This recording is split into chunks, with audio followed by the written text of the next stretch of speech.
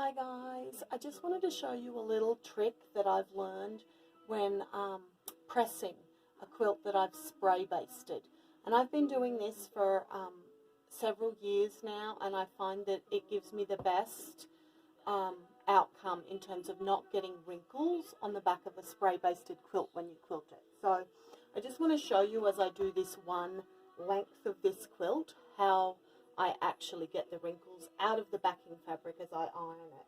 So the first thing I do is I actually use a mixture of Niagara spray starch and water. It's like a 4 water to 1 spray starch mix, and I spray the length of quilt that I want to spray baste.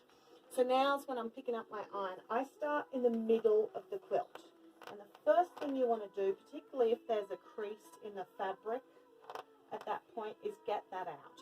And you can probably hear that I'm scratching the fabric to get that crease out. I literally use my fingernails to scrape the fabric back, and then I work sideways, and I keep pushing and scraping the fabric. And see these wrinkles building up here? Can you see that? That's probably at least 1/4 of an inch high now, that wrinkle.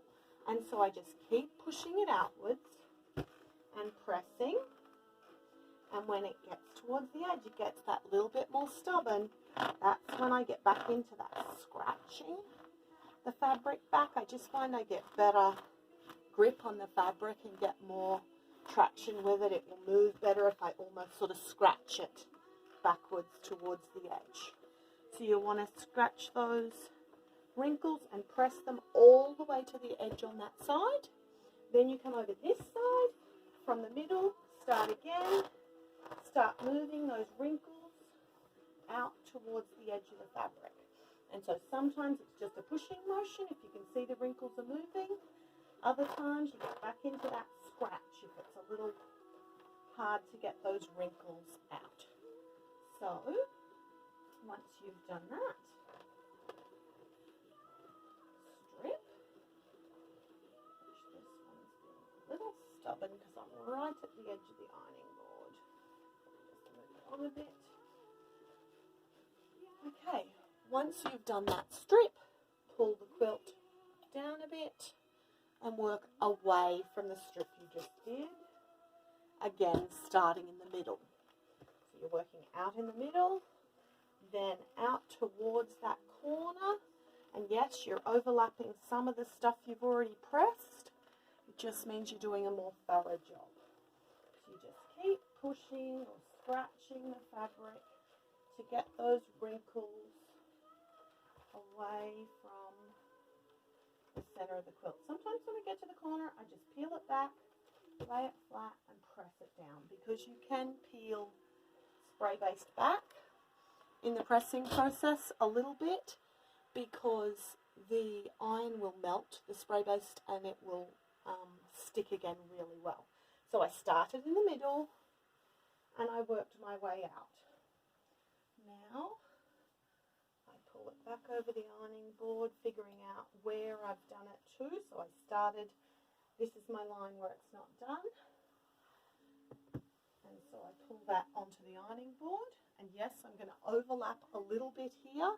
It never hurts to give it an extra go. So again, because this is our middle of our quilt right here, we're starting to run down the middle of the quilt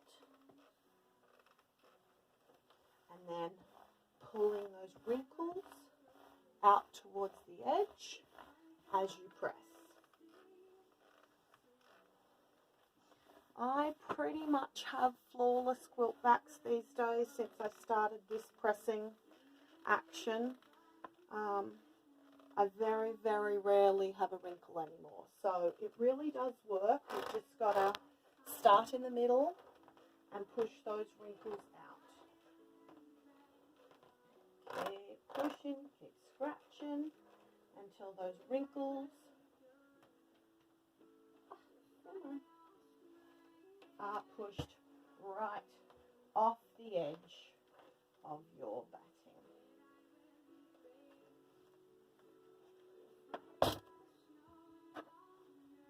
Move it again, and I've got the last strip. Same process. Most important thing, start in the middle, work your way out. So I hope that helped some of you that have had questions about my spray basting process. It's time consuming, but it is really worth